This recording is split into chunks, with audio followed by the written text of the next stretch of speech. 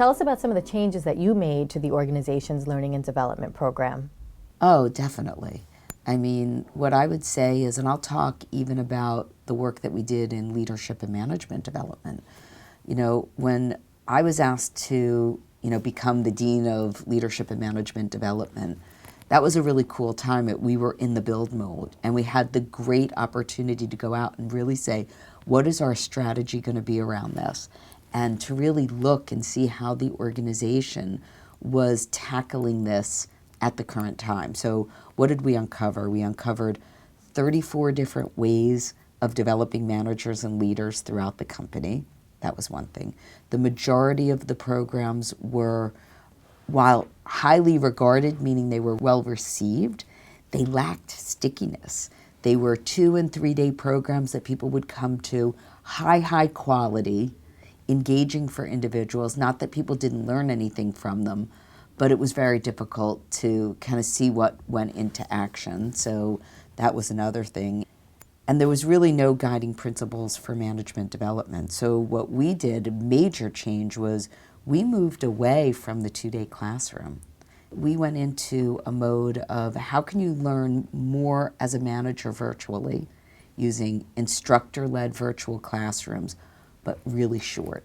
Let's keep the classroom to an hour. Let's learn one skill, okay?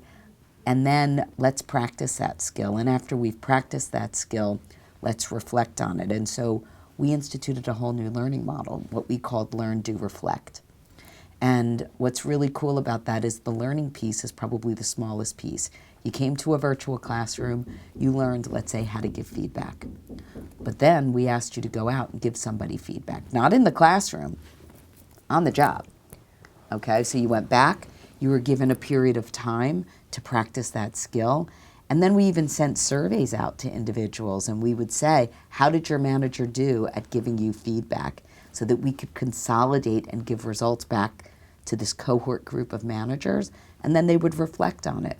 They would coach each other. Oh, well, this is what I struggled with when I gave feedback, or this was a scenario that I didn't know how to deal with. Or managers were even admitting, I didn't do it. I didn't give the feedback, and it would be a conversation about, well, why? Well, I was a little unsure. I knew there would be conflict, and so they got coaching through the process. So this process of Learn, Do, Reflect was a huge sea change. And then I'd say the last thing that we did from that perspective, which was really cool, was we were at an interesting time in our company's talent management practices, where while leadership development was global, our talent management practices weren't.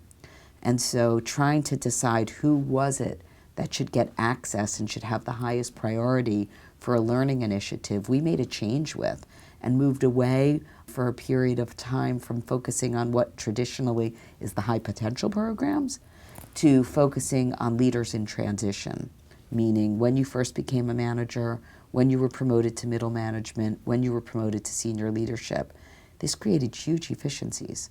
Because think about it, you didn't have to spend all the HR's time trying to uncover who should go to programs. We were able to uncover very quickly using HR data who needed programs. And that led to a huge sea change for the company, honestly. More leaders, getting more access to learning, readily accessible, more practical, with lots of practice. So that's where we went.